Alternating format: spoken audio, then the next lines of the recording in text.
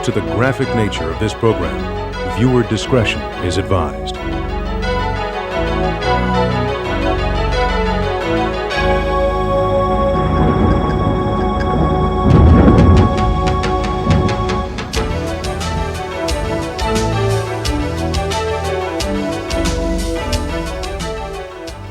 I'm Gordon Coulter. For many years I served as a law enforcement officer. Today it's my privilege to host this program on a little-known area in law enforcement, but important to every small community and every large city across our vast country. It's the area of satanic cults and how they impact our families, our children, and our communities. In satanic occultism, that which is good is bad, and that which is bad is good. And as you view this learning and educational tape, pay attention to notice the reverse of everything that is normal becoming abnormal. There are many crimes that are unsolved in our cities, and many of those crimes have ritualistic overtones, but they're hard to find, and it's difficult to find the depth of where these things go and who may have done them. And so today we hope to be able to shed some light on a dark, dark area, an area that has been taboo for so many years, that is also protected by the United States Constitution and the freedom of religion. That's why it's very difficult for us as law enforcement officers to really investigate. But the question really is, where do the freedoms end and our responsibilities begin for our communities? Satanic cults and their various offshoots exist throughout the world. However, a difficulty immediately arises with the word cult. Many cults fall under the protection of the United States Constitution, the freedom of religion. When we talk of cults and Satanism from a law enforcement perspective, we have to tread lightly. That is one of the reasons it is so difficult to investigate satanic cult activities. We know what the satanic cult professes to believe. We know what their potential for violence might be if they choose to be true to their belief. We even have evidence, here and there, that leads us to believe that some sort of rituals are taking place. However, unless we catch them actually breaking the law, or find evidence that leads directly to participants in some illegal activity, we have no case. The problem involved with the cult explosion is becoming a many-faceted puzzle confronting law enforcement today. Not only is it difficult for us to understand the secret practices of satanic worship, but there are deeper reasons that go beyond mere lust for power and the unlimited drugs and deviant sexual behavior that go with it. Unfortunately, the police investigator attempts to analyze these types of crimes with his routine of criminal investigation.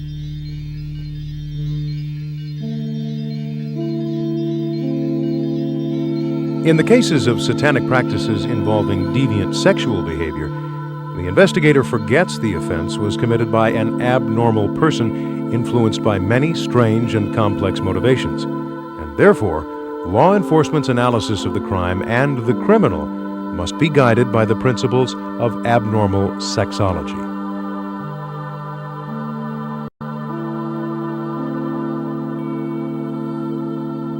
It is imperative that these cases be solved.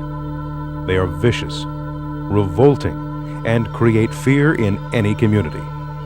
Men are apprehensive for the safety of their wives, mothers, and daughters, women for their children and themselves. It is only through proper training that the police officer can hope to gain the ability to understand and recognize which are regular offenses and those that belong to cult behaviors. This is a law enforcement problem. Therefore, all law enforcement officers should be familiar with the different types of degeneracy, so they'll be able to associate the type of criminal with the offense committed, and to properly charge and prosecute the criminal in an intelligent manner.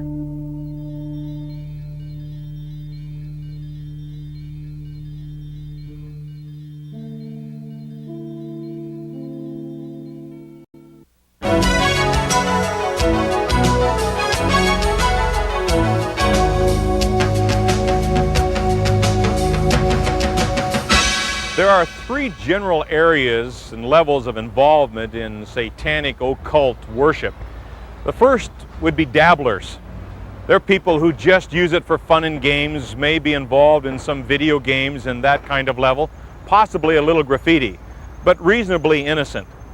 The second level would be those that are involved for spiritual reasons, and they recognize that there's power in the worship of Satan. These people generally worship together and try to find the mystery of it all. And then the third level would be criminal involvement, and that's the area that interests us. These people actually believe that they gain power through criminal activity, through killing people, through various rituals that are against the law in our states and in our country.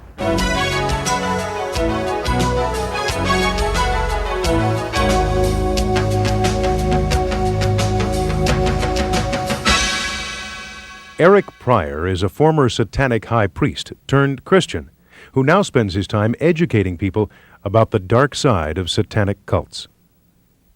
When I was a practicing occultist, oftentimes I would come into this park and practice on various different holidays, lunar holidays and occultic holidays, and we'd actually have rituals in the park when we didn't have a space to do rituals indoor.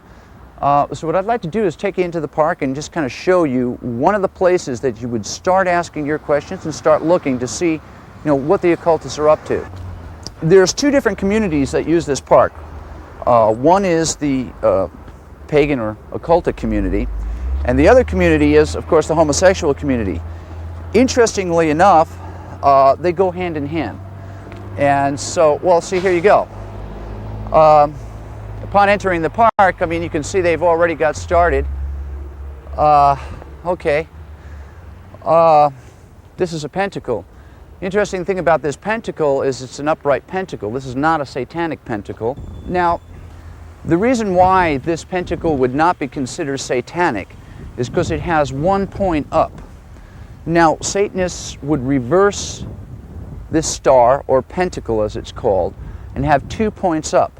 Those represent the horns of Baphomet and or the horns of Satan. But now, right over here, I can see on a tree here, there's a inverted cross. Now this is satanic. This is a very generic symbol. Let me see. It's actually fairly fresh too. This here, of course, is a bastardization of Christianity, and it's a very common symbol. Obviously, they probably had a party or a ritual here within the past night or two. Usually what they'll do is they'll mark, it's almost like a path. They'll mark a path to kind of show you where the action's at. The colors they'll use will be white, red, and black. Those are the dominant colors of the satanic movement. And basically, well, okay, over here, see? Here you go. This, well, see, this is what I'm talking about. Okay, what you're looking at here is called Voodoo Vivi. This is kind of like a coat of arms, if you will, for the demonic. And the implications of this is definitely satanic. When I showed you earlier the one pointed up star as we first came in, and I told you that, the implications of Satanism are 2 points up. As you can see, there are 2 points up here, and someone has made it very clear they were probably worshiping Set, because it says Set here, so it's pretty obvious. Now this here, if I'm not mistaken, looks like a money Vivi. So I wouldn't be surprised if they were here in the park doing a money ritual. And this is very typical. This is the kind of thing that you can expect to see not only on crime scenes, but in areas where occultists hang out. Like gang graffiti, occultists kind of communicate to each other through their graffiti.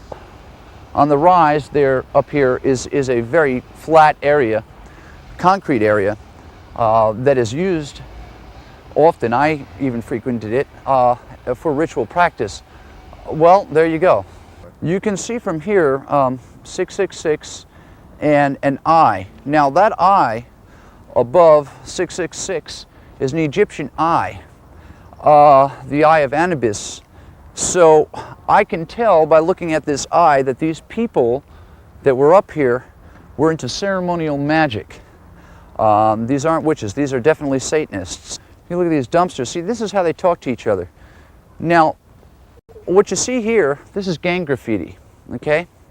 And this is how gangs talk to each other, okay? But now this is how occultists talk to each other. This here is a psilocybin mushroom. So probably they had a psilocybin ritual, which is not uncommon. Occultists are known for using peyote and psilocybin. And so this was probably a psilocybin ritual. Okay, here you go. Shem Hemfarash is a satanic invocation, and Halley is also part of a satanic invocation. There is a book out called The Greater Key of Solomon, and in The Greater Key of Solomon you will see on the seal of Solomon this word. All right, from what I can tell from the graffiti and everything that I've seen and what I see here on the concrete, it looks like they actually have the ritual here. Now, there's an N here for north, and there's an S over here for south. Now, while these are not the true directions, obviously someone had a bad sense of direction, I'm assuming that this is where they actually had their ritual. One of the reasons why they would use this particular area to have a ritual is it is on concrete, and it's a nice open area. When we used to come up and have rituals and we had a group, we would look for an open flat space. This is an open flat space. This would be an ideal place for them to have a ritual. Now, if I was a solo occult practitioner, I might do it in the bushes somewhere and have a little altar set up. So what you're doing is when you come onto a scene and you're investigating a scene, you look on the ground and you'll find clues as to what happened. Right here, okay, we have a rope here. This is a noose. And actually, if you look at it closely, I don't know if the camera can pick this up, but there's blood on this noose. Now, this could have been used either to bind someone up in some type of a ritual scourging, or it could have actually been used on an animal that was sacrificed. When sacrificing a cat or a dog, of course animals move around a lot and they get unruly, so they would tie it up. But there is blood all over this particular noose. Now these are the kind of things that you'd be looking for. What we have here is a medicine bottle of 2% xylocaine. For those of you with medical knowledge, you would know xylocaine, known as lidocaine, is a numbant. It's used to numb people, and for that matter, animals. And of course, if you're going to ritually sacrifice an animal or a human, for that matter, in a public place, you don't want them to be screaming in pain. So it's not uncommon for occultists to use something like this, and of course, here we have it. On this tree here, we have some more graffiti. It's in red, which is a classical satanic color. Now what's interesting here is the number 9. 9 represents the 9 satanic statements. You can find this in a book by Anton Sanzer LaVey, which is called the Satanic Bible, and you will see that there are 9 satanic statements. This is the way occultists tell each other, hey, we're Satanists and we're partying. The 9 Satanic Statements from the Satanic Bible by Anton LaVey. Number 1. Satan represents indulgence instead of abstinence. Number 2. Satan represents vital existence instead of spiritual pipe dreams. Number 3. Satan represents undefiled wisdom instead of hypocritical self-deceit. Number 4. Satan represents kindness to those who deserve it instead of love wasted on ingrates. Number 5. Satan represents vengeance instead of turning the other cheek. Number 6. Satan represents responsibility to the responsible instead of concern for psychic vampires. Number 7. Satan represents man as just another animal, sometimes better, more often worse than those that walk on all fours, who, because of his divine spiritual and intellectual development, has become the most vicious animal of all.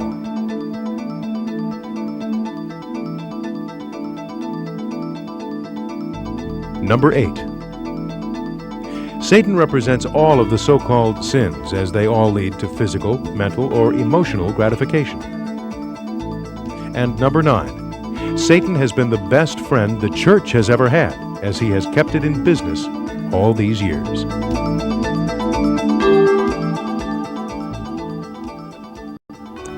This is the symbol for the Church of Satan, and this is kind of like their crest, their coat of arms, if you will.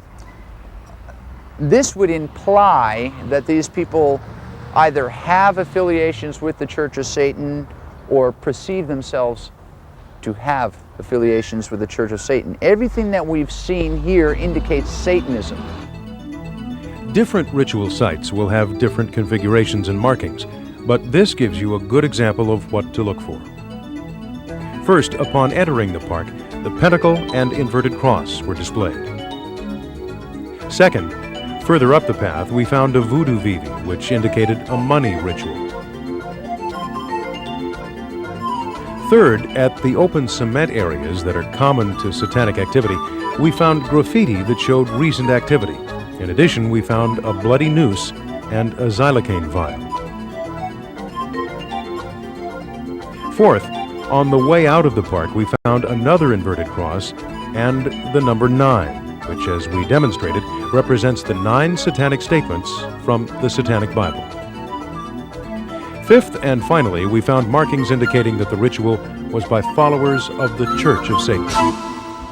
Behind me is the city of San Francisco, a city known for the first satanic church in America. Anton LaVey established this church under the freedoms of our country in 1966 and wrote the Satanic Bible. Anton LaVey, perhaps the best-known Satanist in America, compiled his years of cult knowledge into 2 of Satanism's most important handbooks, the Satanic Bible and a companion, the Satanic Rituals. The general practice of Satanism promotes 3 basic areas of attraction: gratification of flesh, gratification of ego, and power. Some Satanists, and a significant number of others, feel that Satanism is a viable way of getting supernatural help because they are too distant from the good God to have any hope of reaching Him. The good God and His virtues, such as beauty and joy, are essentially impractical. And it would be easier to catch the notice of an evil God than a good one. To better understand Satanism, it might be appropriate to talk about some of the initiation practices for Satanists. And to better understand them, you would take a look at what might be traditional Christianity or some normal faith, and if you reversed it, it would be something that Satanists would embrace. Initiation into Satanism or a similar cult usually includes a spoken denial of the Christian faith, generally accompanied by saying the Lord's Prayer backwards. Rebaptism in Satan's name and taking a new name to replace the given Christian name. An oath of allegiance to Satan while standing in a magic circle, entering the initiate's name in the Book of Death. And a promise to sacrifice children to Satan and marking the initiate with the devil's mark.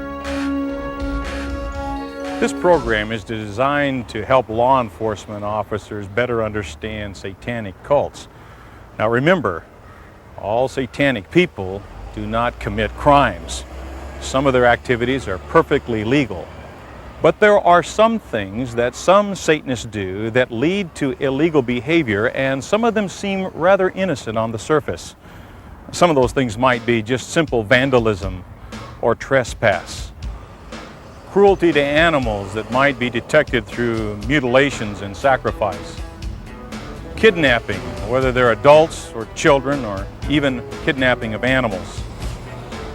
Rape, molestation, child abuse, child sexual abuse that may be different than just harming a child, ritual abuse, arson, murder, which might include human sacrifice or mass murders or cannibalism, drug trafficking, sexual trafficking of children, corpse theft, cemetery vandalism, black market sales of bones and skulls, black market baby selling, pedophilia, pornography, torture, desecrating churches or other religious buildings, human slavery, weapons violations, suicides, disposing of animal parts, illegal entry into mortuaries and cemeteries, necrophilia, or having sex with dead people. These things may or may not be satanic kinds of rituals, but they're important to note in your reporting because they would fit together in a fabric as follow-up investigations might indicate a deeper need to look into the dark side of your community. So note them well and ask the investigators to do a little further follow-up if you find any of these indicated in a crime or in a police report.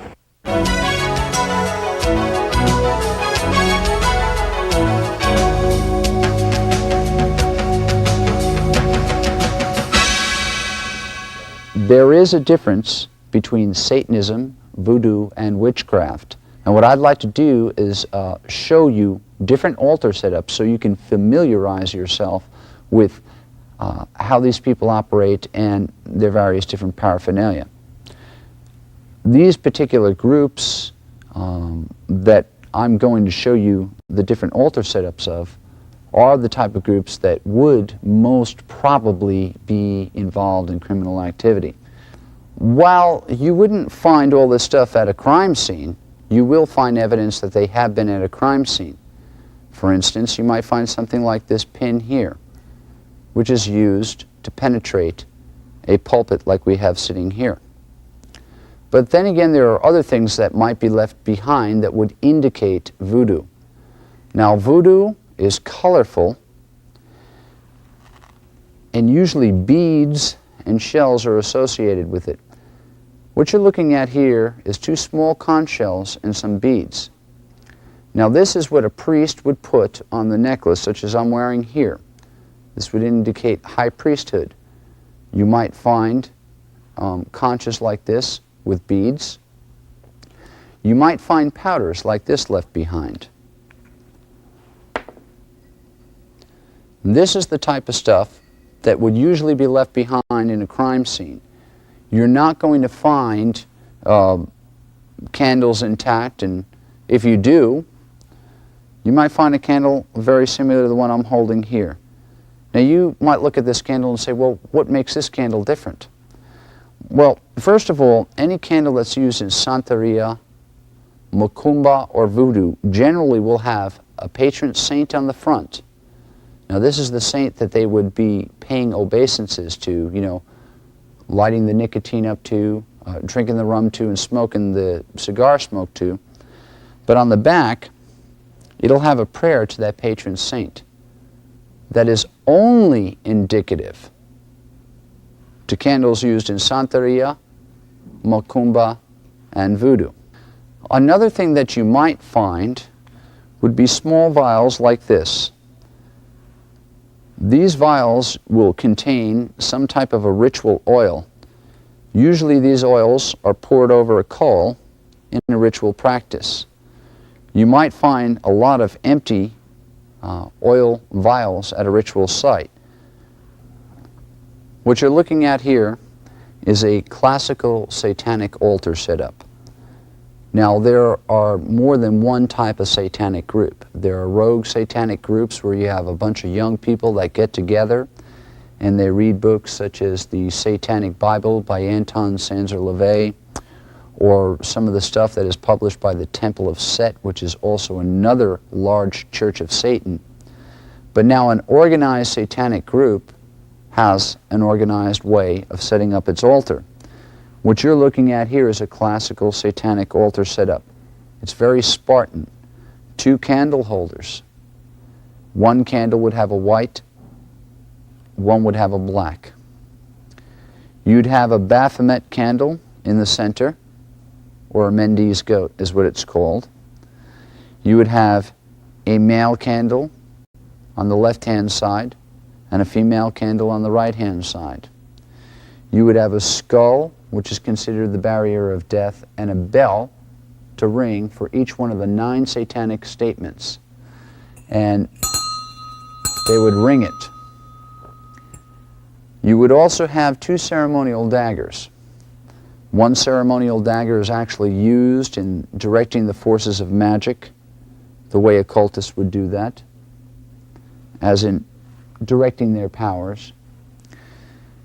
And the other dagger, which would be called a bolane, would actually be used in ritual work. If I were going to sacrifice someone, I would use my bolane. It's considered a working knife. So in a satanic altar setup, you're always going to look for 2 knives. Okay, what you're looking at here is a basic witchcraft setup. Now the difference is you don't see the bells. You don't see the Satanic Bible, and you'll see a couple extra things here. For instance, most witches are very adept at using the tarot. Witches are very, very big on an art called scrying or fortune telling. Another interesting addition is that, notice, the candle holders are wooden. Witches perceive themselves to be nature-centered religious belief systems, so that they use as many natural elements as possible. The other thing is, instead of having a ceremonial dagger like we have here that would be used in Satanism, they would just use a very simple 1 dagger. That's called an athame. Now, the athame is used when they charge the wine, which would be in the chalice. The athame would be used when they charge the wine, which would be in the chalice, the salt, which would be in the salt bowl, and the water, which would be in the water bowl, as well as the incense. Another interesting addition we have here is Kyrnos. This is one of the gods of the witches. And the center for any witchcraft altarpiece will have either Kyrnos, which is the god of the witches, or Diana. Another thing that witches will often have on their altar is a mortar and pestle, because they work a lot with pharmakeia, or various different incenses. Now this is an incense we have here that would be used in ritual practice. Notice they're very bright in color. There are many different kinds. These are the kind of things that you might find left over at a crime scene. You might find little piles of colored, it looks like chalk, but it's not chalk. It's actually incense. And if you were to take it and smell it, it usually has a very fragrant smell. Another thing that you'll find is usually there's chalk. There's usually a piece of red chalk and a piece of white chalk. This is used to draw a circle around the ritual area, and it's called a boundary between the worlds. And then what they will do is make various different magical symbols in those circles, believing that these symbols will seal off an area. Now, witches are known for their artwork, their drawing of symbols, their use of colored powders, and of course the use of natural products like wooden candle holders, even wooden knives. And so this would be more indicative of witchcraft. As you have seen, the difference between the items you might find on an altar from the various different occult styles is subtle. When you pay attention, you'll see that there is indeed a distinct difference. These differences will give you the understanding of the type of group you're dealing with. And when you know the type of group you're dealing with, you'll also learn to understand how they think, where they'll congregate, and where they'll be.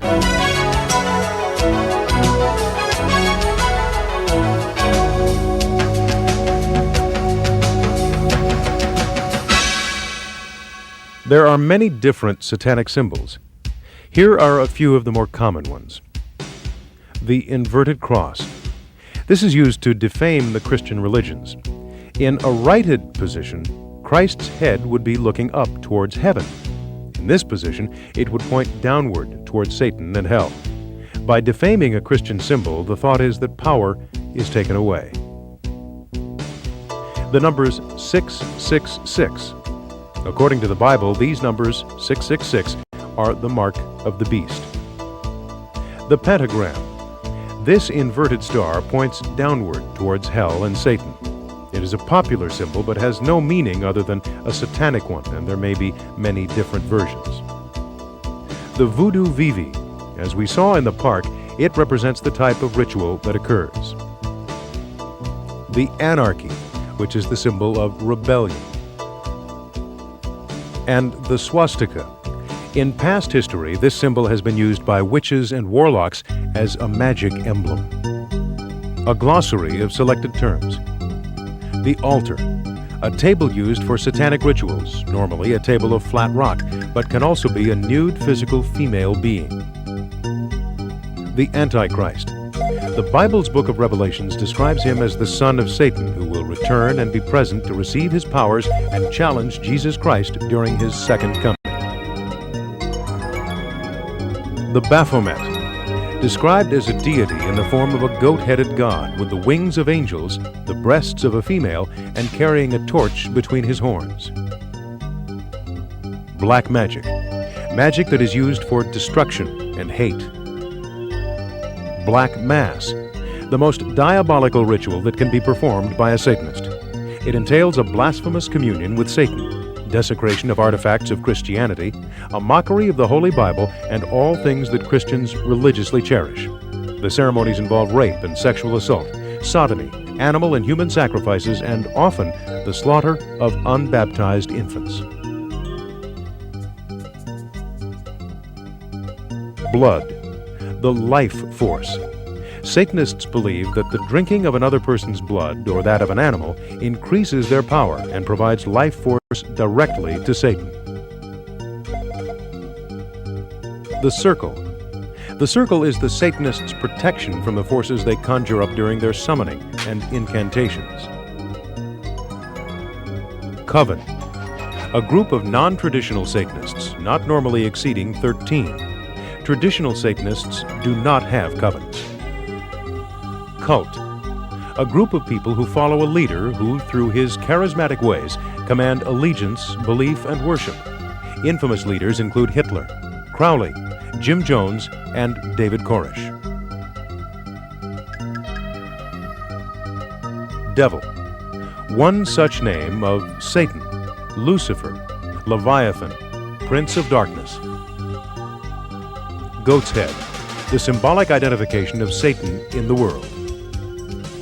Grottos, countless Satanists in one order or organization. Hand of glory, the left hand of a person who has died. The hand is removed from the body, pickled, embalmed, and mummified. It is then used to ward off evil spirits. The head. Satanists believe that the head is the most important part of the body. They often eat the brain to receive powers of the deceased person. The heart. Satanists believe it to be the center of life. By eating the heart, they believe that assumption of the deceased's characteristics and powers will be thus transferred. Host. Normally using blessed communion wafers, symbolic of the body of Christ, Satanists insert them into the vagina of the altar, or physically stomp, thus desecrating Christian beliefs. Lucifer. When cast out of heaven, he was followed by 1/3 of all the angels. Pagans, those who practice witchcraft, the worship of nature as well as multiple gods.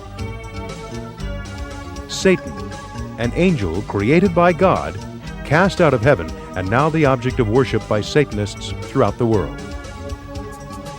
Succubus, a female demonic force that copulates with human males.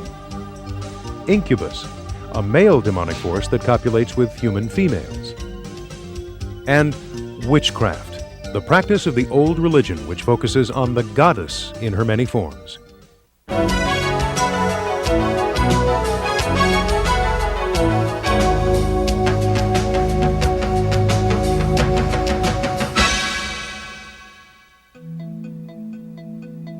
Perhaps one of the most despicable crimes in general, and in particular among Satanists, is that involving a child. In every state in the nation, there are reports and investigations of satanic crime and satanic ritual abuse. More than 2 million American children each year are reported missing, many of them too young to be runaways. In addition, more than 5,000 unidentifiable bodies of children are found annually in the United States. Physical abuse was a part of keeping me silent. My fingers were burned on a stove. I was forced to watch pets killed and put in an oven, and I was told that if I talked, the same thing would happen to me.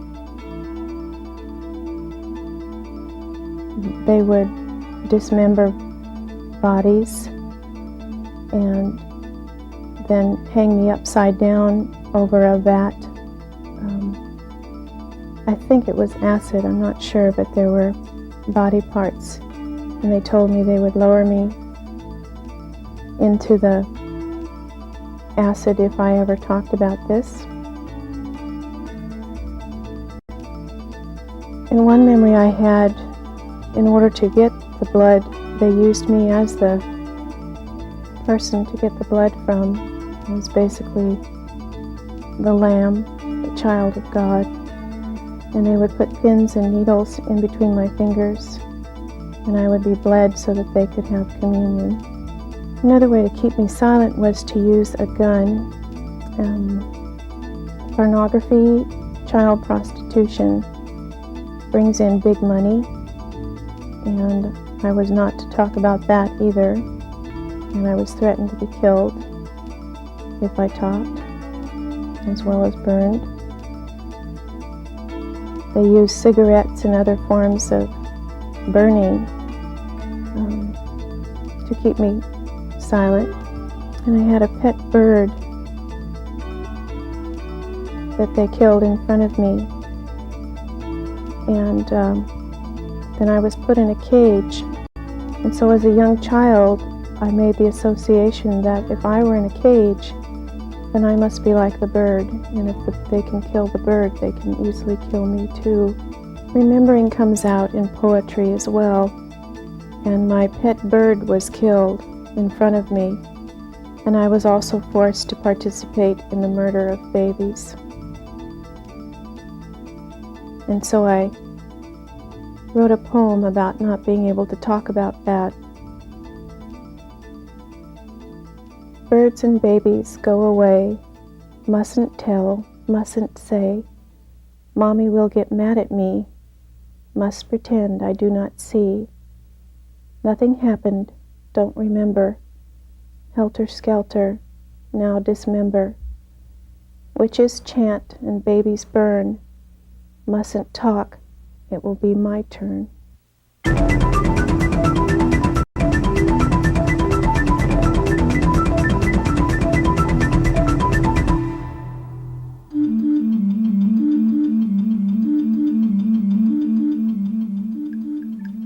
Symptoms characterizing satanic ritual abuse and sexual abuse in preschool-aged children. Low self-esteem, feeling of being bad. Child feels deserving of punishment. Child is fearful, clingy, regresses to baby behavior. Separation anxiety. The child is angry and aggressive. The child acts wild, uncontrolled, hyperactive. The child is accident-prone or deliberately hurts himself.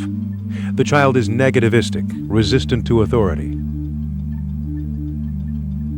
The child mistrusts adults. The child is over-compliant with authority, over-pleasing with adults. The child has rapid mood changes. The child is withdrawn, does not play, or plays in a lethargic or unfocused way.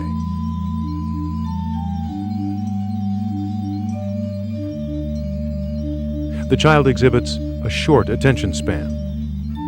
The child does not learn. The child's speech is regressed and babyish. He has delayed speech or speech disorder. The child's speech production decreases significantly. There are somatic complaints, stomach aches, nausea and vomiting, nightmares, and sleep disorders. The child is fearful of being touched, fears having genital area washed.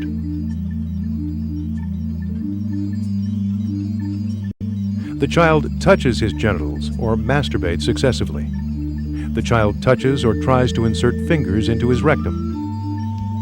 The child pulls down his pants, pulls up her dress, or takes off clothes inappropriately. The child touches others sexually or asks for sex. The child is sexually provocative or seductive. He or she complains of vaginal, anal pain, burning when washed or when urinating or defecating.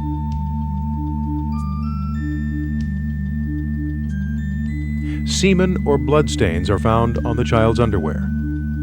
Detailed and age-inappropriate understanding of sexual behavior. Hints about sexual activity. The child complains that an adult or older child is bothering them. A reference to blood or white stuff in genital area. A statement that someone had removed the child's clothing. A statement that an older child or adult exposed themselves to the child.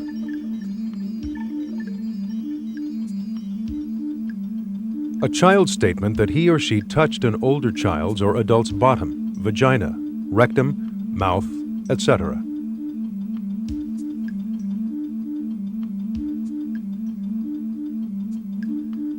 A statement that an older child or adult touched or penetrated the child's bottom, vagina, rectum, mouth, etc. A statement that the child witnessed sex acts. On medical examination, relaxed sphincter control, anal or rectal lacerations or scarring. The child relaxes rather than tenses rectum when touched.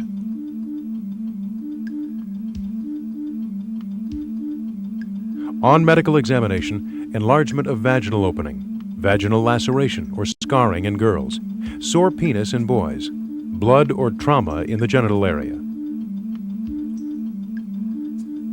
On medical exam, venereal disease.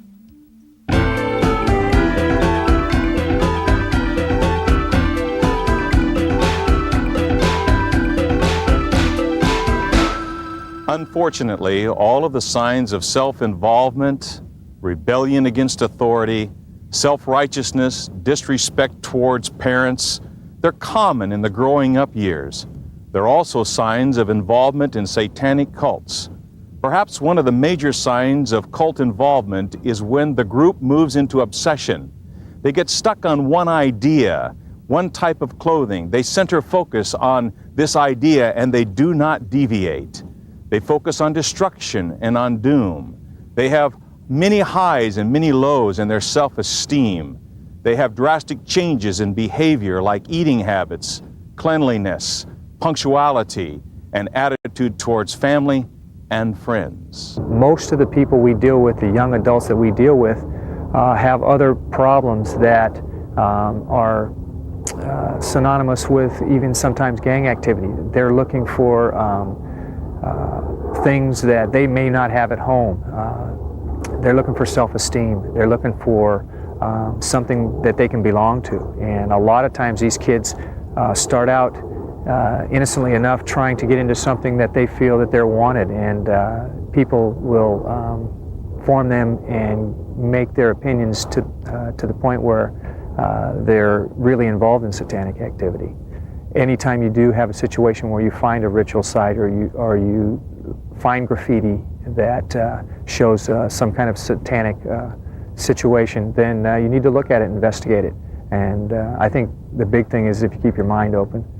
Parents need to keep an open mind. A lot of times parents and people in general will close their eyes to things that they don't want to hear. If you keep an open mind and try to know your kids and learn what your kids are all about, I think that'll be a big step into understanding what's going on and then being able to identify any problems that may arise or situations that you might see that you might need to look for help and not keep a closed mind. Believe me, I've been in this business for 10 years and you're always amazed at what kids will do and the different fads that come up. And sometimes it may be totally innocent. It may not be occult activity. It may not be satanic activity. But hopefully if you have the open mind, you'll be able to notice that.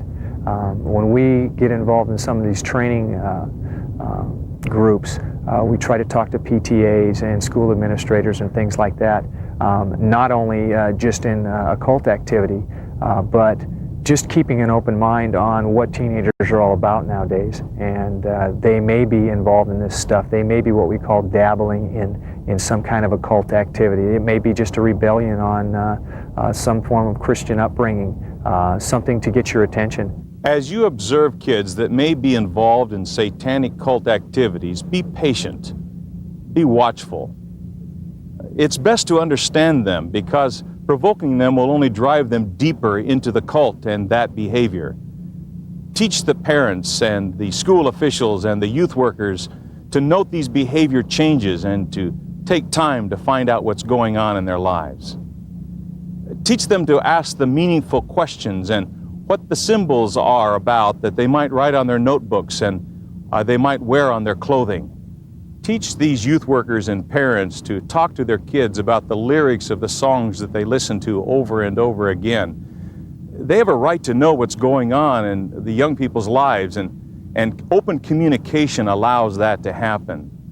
Don't hesitate to encourage these parents and youth workers to seek outside help. Call your local support services for youth. They can be a great help to you.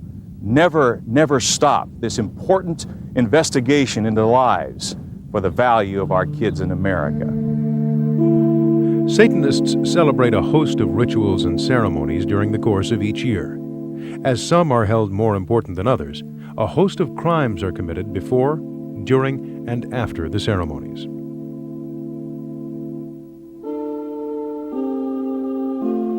On January 7th, the celebration of St. Winebald is held. It is a blood ritual and animal or human sacrifice, including surgical dismemberment, and they're completed with males between the ages of 15 and 33 years of age. Satanic revels are held on January 17th. A sexual type of ritual, anal, oral, and vaginal activities are found with female victims ranging from 7 to 17 years of age.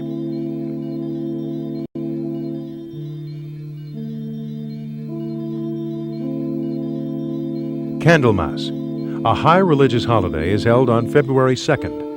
At these sexual ceremonies, animal, oral, and vaginal rituals are completed with females from age 1 to 17.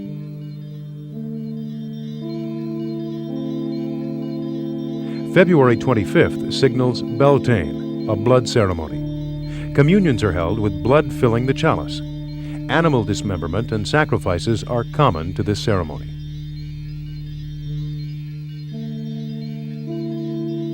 The celebration of St. Iketat is held on March 1st. During the blood ceremony, human blood from devotees of any age and any sex is consumed for strength and as homage to demons.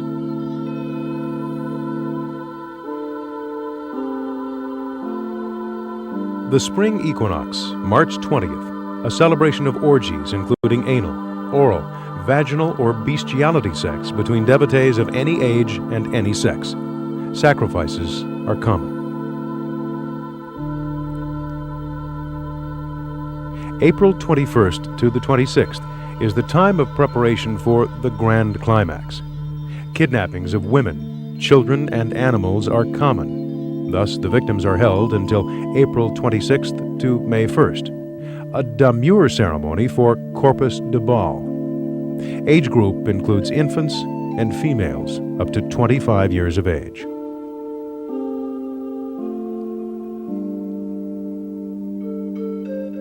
April 30th, called May Eve or Walpurgis Night, signals a host of activities and historically is devoted to coven initiations.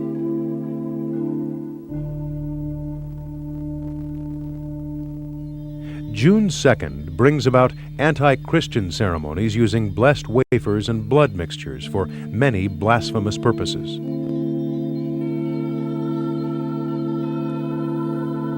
June 21st and 22nd signal the summer solstice, when orgies, anal, oral, and vaginal in nature, take place.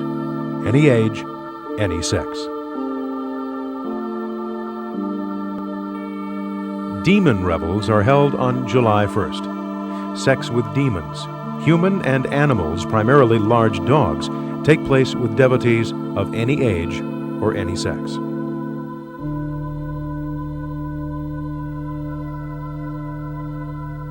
July 20th to the 27th signals the time for additional kidnappings and holdings of victims for the July 26th Grand Climax and August Eve festivities, which include sacrifices.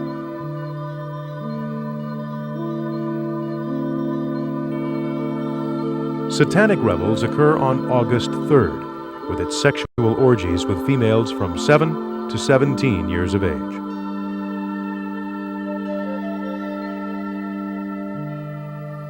The coveted marriage to Satan takes place on September 7th, at which time human sacrifices of groomed devotees occur. The age group is female, 1 to 17 years of age.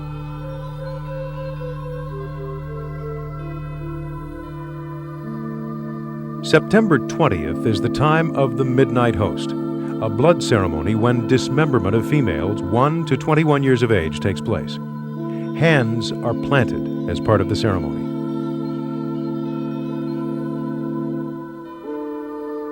September 22nd, or Michaelmas, entails anal, oral, and vaginal orgies that also include bestiality with any age or sex devotees.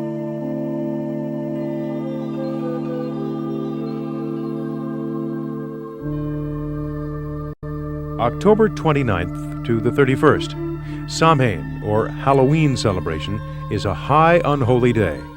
Sex with demons is primary, as is infant sacrifice.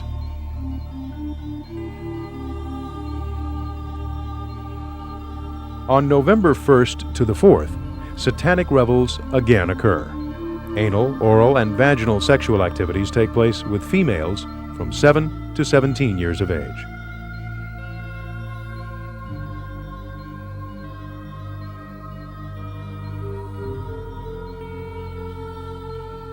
And December 22nd, or the winter solstice, entails orgies with any age and any sex. And on December 24th, Demon Revels is a demure ceremony and a signaling of the high grand climax. Any age and any sex is included in these ceremonies.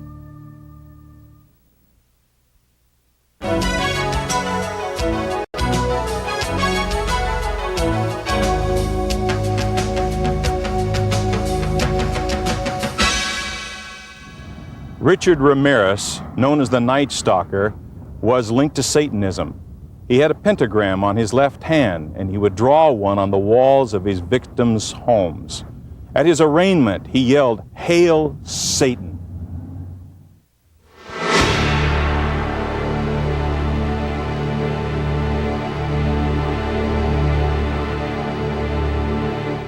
Richard Berkowitz, also known as the Son of Sam, that famous New York case. Henry Lee Lucas of Texas. Both of these men were linked to Satanism and ritualistic blood drinking.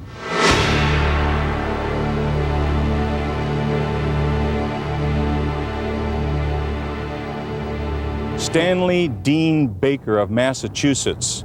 At the time of his arrest, he had one of his victim's fingers in his pocket, and he was charged with dismemberment. He stabbed his victim 27 times, and he ate his heart.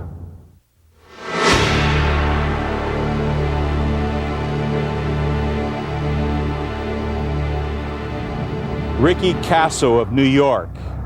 He required his victim to say, "I love you, Satan," as he stabbed him to death.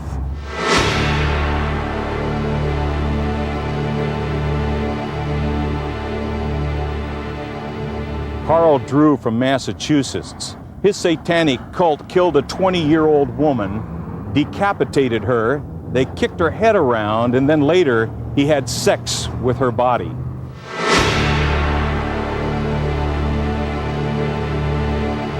And in the history of the United States, only one case has been successfully prosecuted as a human sacrifice crime.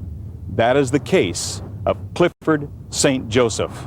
Okay, the way we broke the St. Joseph case was through information received through some sharp patrol officer work. A couple of our patrol units that operated in what we call our Southern District responded to what was a drunken party. It appeared to be a drunken party.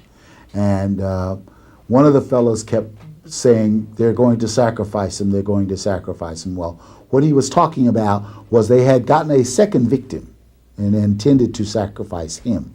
They had him captured for several days and had drugged him, and he had been drugged, and a lot of had been continual sexual activity, male sexual activity with him as he was chained nude in the bedroom, and then sometime he'd be chained to the fireplace in the living room, and every guest would come, he would be offered to have sex with him, and even at some point they had a German Shepherd have sex with him, and it was beyond what would be seen in a normal encounter of gay male anal sex.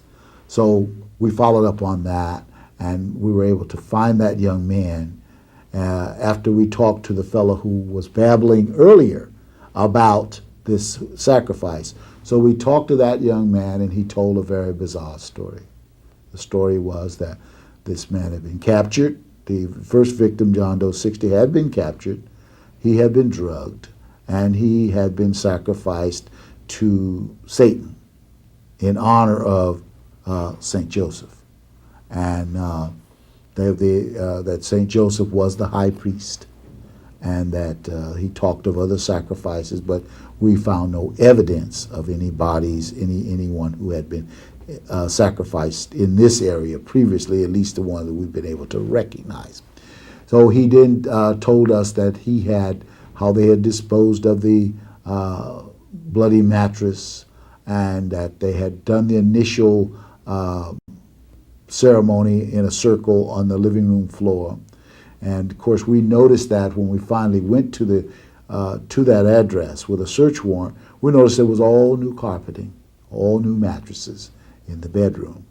So, and what the officers noticed is there were so many things that were so bizarre that this citizen couldn't make up a lie this big, couldn't get that drunk or get that loaded to make. So the things started to fall into place. Everything started to make sense. And I can tell you that our investigation of that case led us into the very highest echelons of our society, professional people, successful business people who were associates, and one of whom we know is a unindicted co-conspirator to this day. Because the young man who had been sexually abused, who was to be the second victim, we got him psychiatric treatment and got him strong enough to be able to testify. And he testified to all the things, the ritual that had gone on before his day of reckoning, to where he was to be sacrificed himself. And it is a very precise procedure of what he eats, what he is given to drink, and that he's kept in a sedated mood condition for several days prior to the ritual. We were able to prosecute St. Joseph by using evidence, physical evidence, because he was clever enough not to give us a statement. At least the statement he gave us was innocuous. He was very clever in what he said and how he said it. But one of the things we were able to do is corroborate the two young men, and with physical evidence.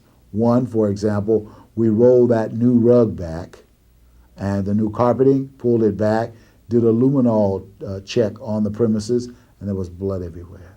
And when we did the luminol examination of the premises, we found the kind of blood that we expected to find. Because as I told you, the body was almost devoid of blood. And we knew that wherever this had taken place, there had to be a lot of blood. So in the cracks and crevices of the hardwood floor beneath the carpeting, even there were small blood spatterings on the walls, the lower part of the French doors, despite the fact of a thorough cleanup that had been ordered by St. Joseph after they disposed of the body.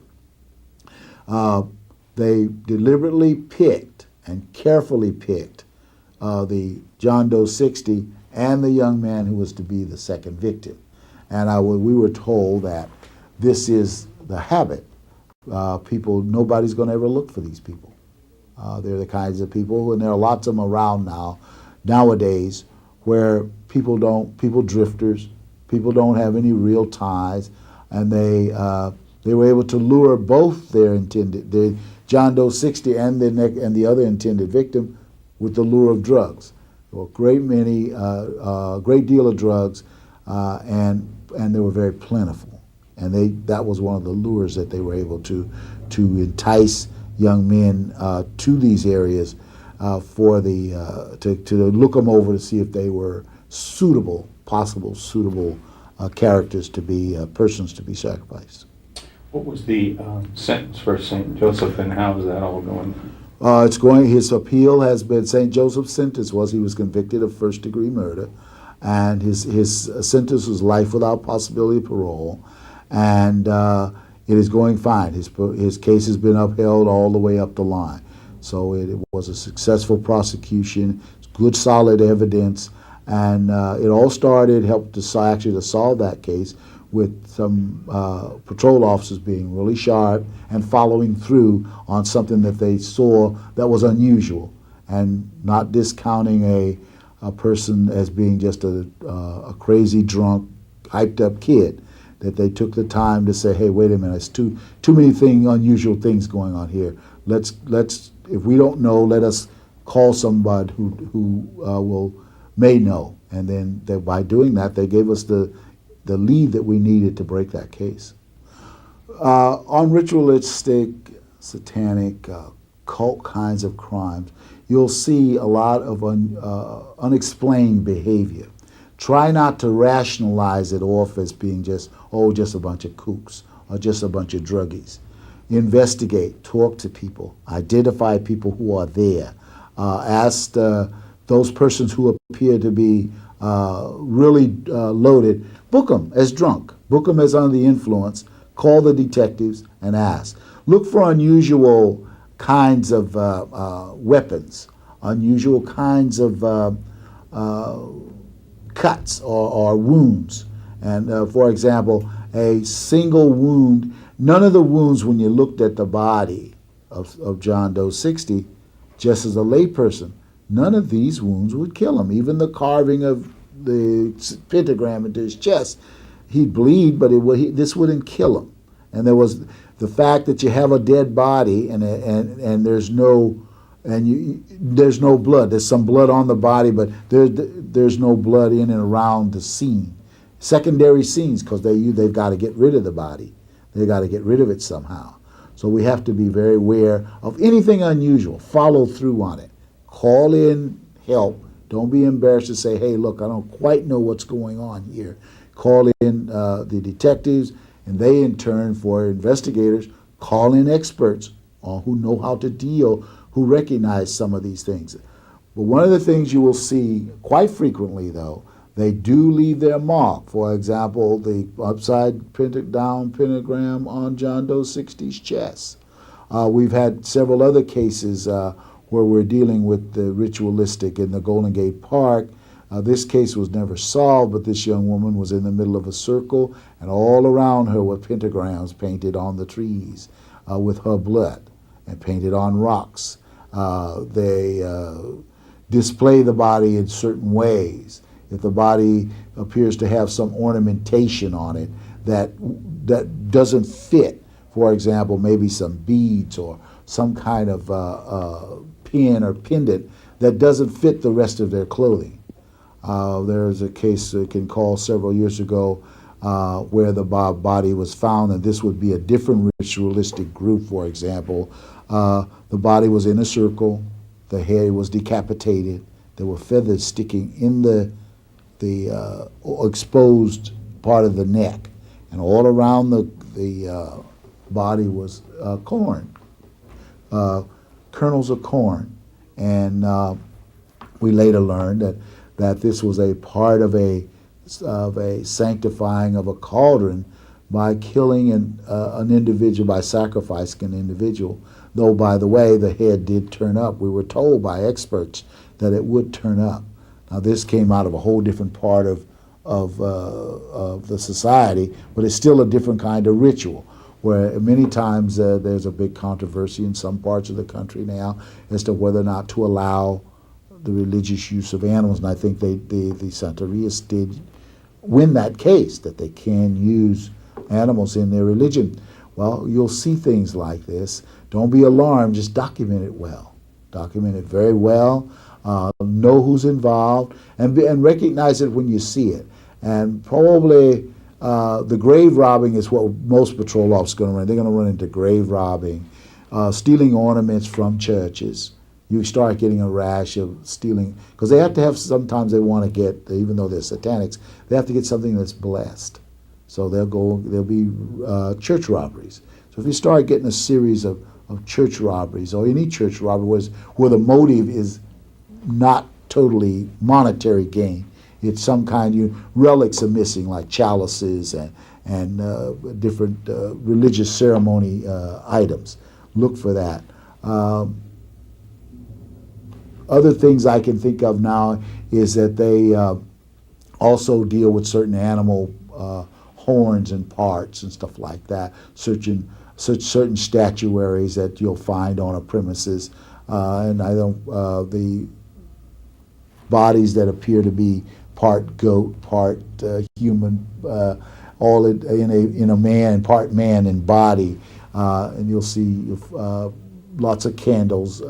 They use lots of candles of different colors and stuff like that. But there are a number of experts around who study this phenomenon, and as I said, based on my experience and studying, particularly with the St. Joseph case and a couple other cases that have had some dabblers around, we capture that material, read it, learn about them. It's just like any other part of our society. It's here, and we as law enforcement officers will deal with it. We have to deal with it. And the best way to deal with any problem is to understand it. In investigating homicides, there are some very obvious ritualistic markings that will appear on a body that is the result of satanic killings. But some of the markings are a little more subtle. And so what we're going to do is give you an illustration of this on our model, and also retrace some of the markings that were in the St. Joseph's case.